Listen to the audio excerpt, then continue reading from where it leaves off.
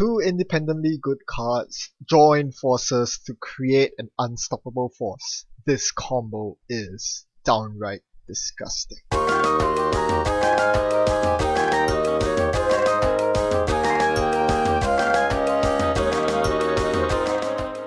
Wizard is boring! I know, it's a denial deck, deal with it. You need the asset hate. Alright, I'm playing up against HB, ETF. This is not a good matchup because I don't actually run any ice destruction. If there's one thing you noticed from the very quick glimpse you had with my deck list, you might have noticed that there's absolutely no parasites, no cutlery. So this deck is all in on the VAMP really. You are really relying on the VAMP to ensure that your opponent doesn't get to res ice on R&D or the remote. It's kind of like a blackmail in that sense. So we really don't want to deal with ice, especially HB's ice or the big ice that you cannot afford to break repeatedly with Faust. So turn 1, I get the employee strike going so as to crunch ETF's credits to a minimum. Unfortunately, my opponent counterplays with a very good turn 2 archives ice, denying me the TEMUJIN that would otherwise have gotten. You'll notice that I installed the data sucker on turn 1. I was actually preparing for TEMUJIN, run archives, dirty laundry archives, run archives setup, which would get me 3 suckers and 3 ticks of TEMUJIN. I did not get that. But never mind, my opponent gives me a free remote which I can use to point TEMUJIN at. Nope, I can't. That is an advanced assembly lines that is going to be used. So no remote. Oh, there's a remote. Let's go for it. I'm gonna run it first click. You can't point TEMUJIN there because if it's a Jackson Howard, you are sad. It's an aggressive secretary. Okay. Theoretically, I could have pointed the TEMUJIN at the exec. If I chose not to trash the exec, it would stay there, and I would be able to liberate my TEMUJIN money, but I couldn't tell for sure. I could have chosen not to trash it and then point TEMUJIN there, but personally I didn't think it was worth it, mostly because I double liberated in my hand. So why play TEMUJIN in such a clunky way when I can save it for later and use my liberated accounts instead? They still are worth 4 credits a pop, so I might as well just use them. Now, my opponent found his restructures, blue levels, hedge funds, all the ops econ. Judging by the ops econ, you can probably tell this is not a Caprice food codes deck. This is probably the big boys HB list full of traps and Mushin Oshins and Neuro EMPs, which I'm quite worried about. But never mind, his deck can be easily diffused with a single VAMP. All I need to do is to actually get enough money for the VAMP. So the first thing I need to do is to rake up enough money to contest my opponent. He's now on 19 credits after scoring the Vitruvius. And the first score Vitruvius only confirms the fact that this is in fact Big Boy's ETF that uses Mushin to get Cerebral Overwriters out. So this is actually quite scary. I don't actually have any expose effects or any counters to brain damage, and yeah, at least the aggressive secretary is in the bin, but it's still pretty scary. So I'm still setting up my rig here because I need to be able to contest the HQ VAMP at a moment's notice. If I do somehow draw the VAMP and I have the credit lead, I need to swoop in on HQ immediately. So having my 2-card breaker suite of Faust David is essential. The VAMP comes. Here's the VAMP, but I can't use it. I'm on 13, my opponent's on 20. So even if server 3 is an agenda, which it very most likely is, I can't do much about it. I need to spend the rest of my turn setting up for money. I have a lot of money cards in my hand, but no way to use them because my opponent smartly sealed off every single air hole that leads to the bottom of a server. So the best I could do here was to attempt a dirty laundry on HQ last click. Last click because I reckon there was not many bioroids that could threaten me between David and Faust. Forcing the Eli res, I do steal an ABT here. Given that my opponent has been drawing a lot but not scoring that much, it was only natural that there were agendas in hand. Also, getting dirty laundry money is good. Unfortunately, I had to give up the TEMUJIN and the dirty laundry in my hand, but those econ cards weren't going to fire anyway, so I'm kind of fine with it. Notice that I'm still stuck on 3 clicks per turn. Without adjusted chronotype, I'm a bit sad. Having fewer clicks means that I can spend less clicks getting money, and that's a problem. My opponent single advances something in the remote. It looks like a bait, a trap, so I'm not going to go for it. I would play Employee Strike here, but in case that's an agenda, I'm not going to. So I'm going to hold the Employee Strike until my opponent scores that remote item, or chooses not to score it. I'm half expecting a double advance and leaving it in the remote because it could be a mandatory upgrades, but no, it's not a man up, it's a Chronos project. My heap is exiled. This actually doesn't mean much to me. There are no programs in my heap, and I don't run levy, so yeah, that's fine. The biggest worry is that now my opponent's 2 agendas away from winning the game. That is actually a problem. I've been slowly but surely trying to catch up with my opponent in terms of credits, but at the cost of letting them get away scot-free with pushing agendas in remotes. So at this point, I'm really just monitoring our credit levels like a hawk right now. I'm on 16, he's on 18, but I have a 6 credit daily cast ticking down. I try to disguise my actions by drawing instead of clicking for credits, but I folded in the end. I clicked for credits twice at the end. That should raise some red flags from my opponent. It did not. Well, he slot something in the remote. I guess it's time to go. Even though I'm only 1 credit above my opponent. The fact that the path through HQ is clear, there are no upgrades in the way, Eli is easily breakable. I think I'm going to go for it. The question now is which 3 cards do I chuck to Eli? I could click through it, but I don't want to do that because I want to have spare clicks to play the employee strike before my turn ends to really put the hurt on HB. The problem with HB is that if you let them get the ID ability, they can install a single advanced assembly lines and that wipes out all your hard work. So click. First of 3 clicks is to VAMP, second of 3 clicks is to run a remote. I'm expecting an agenda here, but all I see is a team sponsorship. I could trash it for almost free with Wizards credits, but I chose to keep it wisely because I did manage to kill the Cyberdex with my remaining credits. I wouldn't have been able to do so without this if I had trashed the team sponsorship. Besides, team sponsorship is very useless if my opponent can't even score agendas, which my opponent can't because he's on 0 credits. Finally, I play Employee Strike on my last click, forcing my opponent to click for 3. Can't install anything to speed up his board state, and this is where I make a decision. Do I play the gamble in my hand or do I go for R&D? It seems pretty obvious. With a medium on Peddler, R&D is the obvious choice, and a Grimoire to boot. There's nothing my opponent can res because he's only on 3 credits, except for Eli, and I'm not really threatened by Eli, although I do see another copy of Eli on the top of R&D, second card, so that is something important to note because my opponent will almost certainly be grabbing that Eli to put on R&D in very shortly. Now, I could spend my last click running R&D to see 1 extra card, but I don't think it's worth it. Instead, I'd rather build up my board state by clicking for a credit. Very importantly, I do want to get the second medium out from my hand to apply double the amount of pressure on R&D. Also, being able to play the gamble from my hand would be really nice. I also have to be wary that VAMP did in fact give me a tag, so I am vulnerable to tag trashing. But instead of trashing my resources, my opponent decides to archive mems for Cyberdex, which is a pretty good defensive solution. I like that. And notice that my opponent cannot install Cyberdex and gain his ETF credit because of Employee Strike.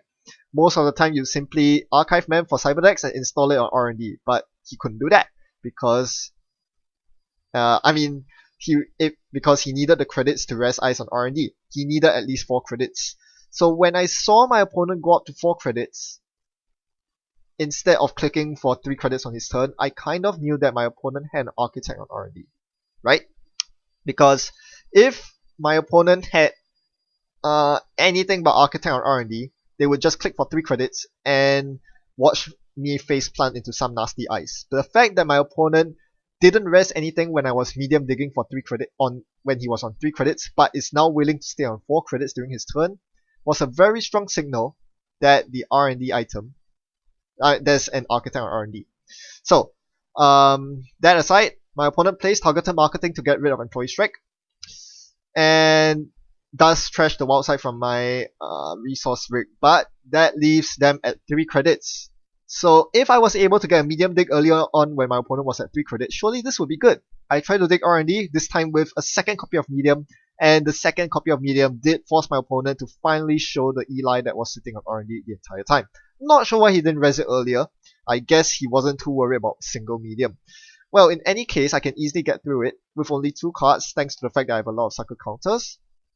And we'll see Architect, Vitruvius, which I steal, trashing the Tama that was on wild side, and I see a Chrysium Grid, which I can afford to trash, but I choose not to because it's a bit too far down. I can always run later on. And I finally draw. Finally, I draw into my final copy of TEMUJIN Contracts. Now, TEMUJIN is pretty amazing in a VAMP deck in all stages of the game. Early on, it gives you consistency in finding your early money, allowing you to boost up to insane credit levels when your opponent still hasn't found ice. After the VAMP, TEMUJIN gives you the sustain needed to close out the game with R&D medium digs. At this point, my runs are very inefficient. I'm spending 3 clicks on R&D runs just to get a single run in. And progress is slowed down because my opponent did install a Cyberdex in the remote which they used to purge all my counters. I think it's a mistake for my opponent to put the Cyberdex in the remote instead of on R&D. They had to spend 3 credits to res and activate the Cyberdex when I could have simply tripped into it if it was installed in R&D. I definitely think that was a mistake. Those 3 credits really count for something and my opponent was simply vamping themselves. That was a huge mistake. This means that with double medium on the board, it's very easy for me to say TEMUJIN on R&D, let's go. Click 1, TEMUJIN, click 2, run R&D. Notice that I've already cleared the tag. I planned my turns ahead in advance, knowing that I would do this the moment I drew TEMUJIN. That's why I cleared my tags the last turn. Now, I do hit R&D at the perfect opportunity when the Chrysium was on top. So with that, I'm now able to trash the Chrysium to prevent my opponent from installing Chrysium on R&D. That is a big pain. Here's a big problem though. My opponent is slowly getting back up to speed with credits, and now they are installing a new piece of ice on R&D. Again, they leave themselves at 4 credits. So it leaves me very good reason to think that the ice there is once again Architect. Conveniently, I have the Mimic in my hand.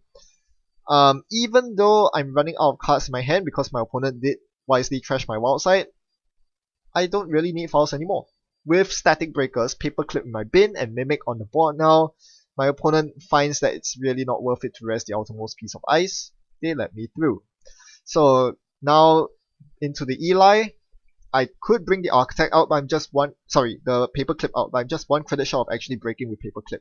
So I accidentally press yes instead of no, forcing me to install the Paperclip. Well, meh, I'm just gonna install it anyway in case they try to score a Kronos project under my nose. I do steal a team's NAPD contract, which I was able to do thanks to TEMUJIN, giving me 4 credits before I make the excess. So with the TEMUJIN credits equalized, I'm now down to 1 credit. This is not enough to break an Architect with Mimic, so on my next turn, I have to be conscious of that. I'm gonna click a credit before running R&D.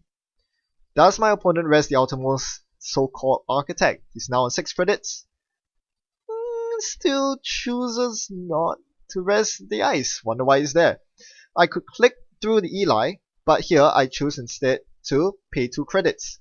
Eli normally costs 3, but with 1 sucker counter it costs 2, making it very easy to get through, and I find the winning Global Food Initiative. When TEMUJIN first came out, my knee-jerk reaction was, what can I use this money to do? Oh wait, it works with VAMP. That is so awful. It's disgusting, borderline. And the best thing about TEMUJIN is that, like any other deck that packs TEMUJIN, it's very flexible. Pre-VAMP, TEMUJIN is essentially the 4th and 5th copy of your liberated accounts. It allows you to outmoney the court early on so that it actually turns on VAMP. As you saw this game, my opponent definitely avoided it, but unfortunately, liberated accounts still proved too much for my opponent. After scoring a couple of agendas, they lost steam. I gained the econ advantage. I was able to break through HQ very easily, and the Faust David rig is so good for vamping. Even though Ether seems more natural, the fact that it's cheap to install, it's just a 2-card combo, you only need to get through once, and most importantly, the fact that using Faust and David allows you to break ice for free means that you almost certainly get a very good exchange for vamp. And once you're done vamping, TEMUJIN allows you to keep the pressure on R&D, with them being so hard-pressed to res ice, while you are gaining momentum, both in terms of virus counters and TEMUJIN money from running R&D. It's only a matter of time before you eventually win. You saw how much work Double Medium did there. It is so oppressive. Employee Strike, on the other hand, didn't seem to pull that much weight. We counted, there were only 5 credits denied from 2 E-Strikes. Given that I spent 2 clicks and 2 credits paying for that, it doesn't seem that good. But Personally, I think the most important part about E-Strike is that it makes the econ IDs really difficult to play when they're vamped. Normally, as ETF, what you can do following a vamp is install Eli on R&D and click for 2 credits. This gives you 3 credits, which is enough to rest the Eli. You can't do that when under strike. And this is actually quite crucial. Even though it only denies 1 credit, it means that to get their Eli on R&D going, they have to spend 1 extra turn to get the extra click needed to gain the extra credit. This means that I get 1 full turn to dig with medium, see that many more cards. It's not about the amount of money I deny my opponent. It's about getting extra turns medium digging, which is so crucial because I need to be able to close out the game before they get back up to speed. It's also generically useful in a lot of matchups nowadays. Blue Sun is a very swingy matchup that is greatly helped with Employee Strike, and especially against CTM, that Trace is something that you really want to avoid. What about some very questionable decisions I made in my deck? When you saw the deck list, and when you see me playing, you notice no same old things. No levy, no recursion at all. Personally, I think recursion is a crutch. It is a very strong feature of most decks, sure, but this deck doesn't need it. It's not Siphon Spam. You're not looking to recur the same card. All you need to do is to hit 1 good vamp, and then with mediums out, you're just digging your way to victory. This deck doesn't need recursion. In a deck that doesn't need recursion, just as with my Kate deck, for example, my Opus TEMUJIN Kate deck, it doesn't need recursion because Opus gives you all the money you need. In that case, don't play recursion. Learn how to play well instead of relying on crutches such as Levy, such as Retrieval Run to get back your breakers. If you saw this game, my last Street Peddler contained these cards, most notably Daily Cast and York. So when you know your deck doesn't have recursion, you're forced to think, do I really need the York? And it seems like you usually do.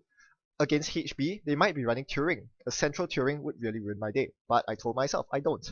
Firstly because I've already vamped my opponent, so they are very unlikely to be able to afford Turings, and even if they do, I can click through the Turing. So knowing that, I knew I didn't need the York. So instead, I installed Daily Cast. I needed the money way more to get me to sure gamble range to install the second medium, and that was the right line of play. Without recursion, you're forced to think about these decisions and make better plays. And I think this is something that you can learn to do more often to make yourself a better player. That's all I have for today. Thanks for watching Happy Net Running. See you around.